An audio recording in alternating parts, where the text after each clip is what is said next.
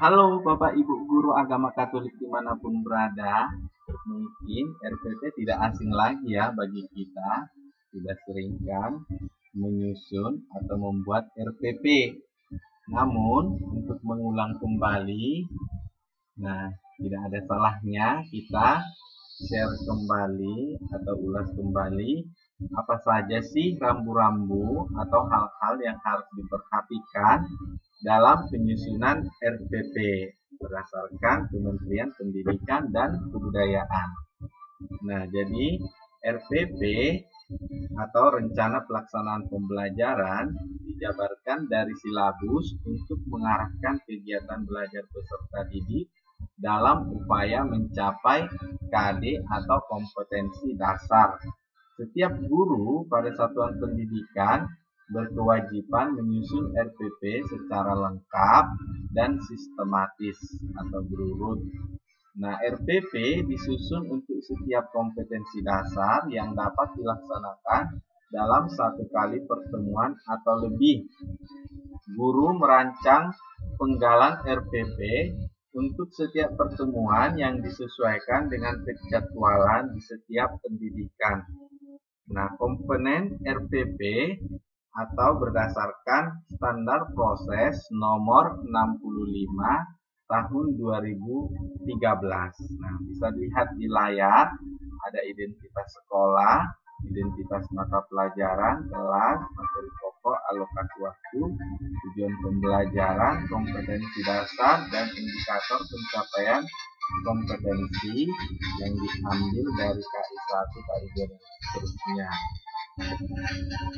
Nah, bagaimana prinsip penyusunan RPP? Yang pertama, harus memperhatikan perbedaan individu peserta didik, bahwa peserta didik itu adalah unik. Yang kedua, mendorong partisipasi aktif peserta didik. Yang ketiga, mengembangkan budaya membaca atau literasi dan menulis. Yang keempat, memberikan umpan balik dan tindak lanjut. Yang kelima, mengakomodasi pada keterkaitan dan keterpaduan kompetensi dasar, keterkaitan dan keterpaduan materi pembelajaran, kegiatan pembelajaran, indikator pencapaian kompetensi, penilaian, dan sumber belajar dalam satu keutuhan pengalaman belajar. Yang keenam, mengakomodasi pembelajaran tematik terpadu, keterpaduan lintas mata pelajaran, lintas aspek belajar, dan keragaman budaya. Yang ketujuh, menerapkan teknologi informasi dan komunikasi. Nah, bagaimana langkah penyusunan RPP? Nah, yang pertama ada kegiatan pendahuluan yang terdiri dari orientasi, di mana memusatkan perhatian peserta didik pada materi yang akan dibelajarkan dengan cara menunjukkan benda yang menarik, memberikan ilustrasi, membaca berita di surat kabar, menampilkan slide animasi, fenomena alam, fenomena sosial, dan lain-lain.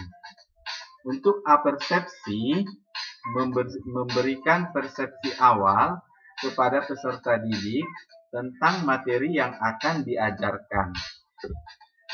Nah, lanjutan kegiatan pendahuluan ada motivasi. Guru memberikan gambaran apa manfaat mempelajari materi yang akan diajarkan. Nah, pemberian acuan berkaitan dengan kajian ilmu yang akan dipelajari. Acuan dapat berupa penjelasan materi pokok dan uraian materi pelajaran secara garis besar, pembagian kelompok belajar, penjelasan mekanisme pelaksanaan pengalaman belajar sesuai dengan rencana langkah-langkah pembelajaran.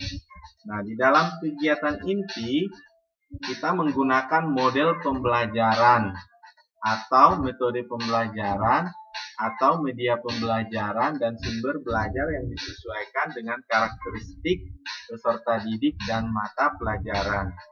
Nah, kegiatan inti menggunakan pendekatan tematik atau tematik terpadu atau saintifik atau inquiry dan penyingkapan atau discovery atau penemuan, atau pembelajaran yang menghasilkan karya berbasis pemecahan masalah atau project basic learning, disesuaikan dengan karakteristik kompetensi dan jenjang pendidikan.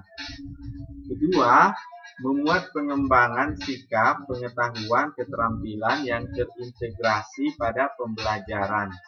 Nah, di dalam kegiatan penutup, seluruh rangkaian aktivitas pembelajaran dan hasil-hasil yang diperoleh untuk selanjutnya secara bersama menemukan manfaat langsung maupun tidak langsung dari hasil pembelajaran yang telah berlangsung.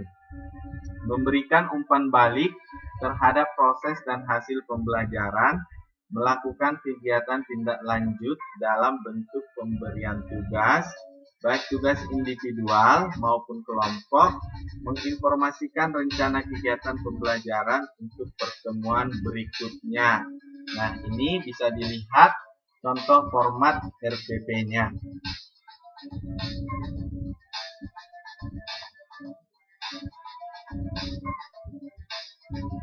Oke, terima kasih. Sekian yang dapat saya bagikan hari ini mengenai rambu-rambu yang harus kita perhatikan dalam penyusunan RPP. Sampai jumpa di pembelajaran kita selanjutnya. Terima kasih.